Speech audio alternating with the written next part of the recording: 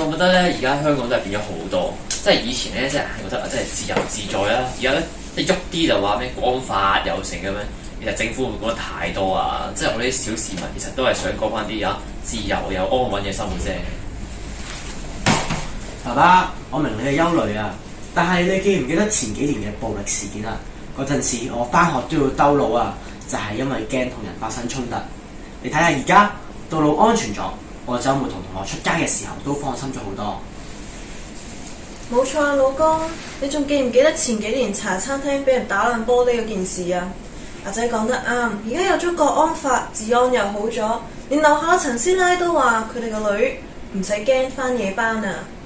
都啱，之但係啲外國媒體話國安法會影響即係香港嘅國際形象，咁都係真㗎。爸爸，其實而家有好多媒體嘅所講嘅嘢都帶有啲偏見。你睇下，我今年大學嘅交換生人數就多咗3成啦。佢哋都話而家嘅香港先係真正嘅東方之珠啊！我有個日本同學咧，佢都話想喺畢業之後嚟喺香港發展啊！冇錯啊，你睇下新聞。尋日香港國際試食節幾熱鬧啊！冇咗呢啲遊客，仲邊度有咁好生意啊？呢間茶餐廳。咁又係。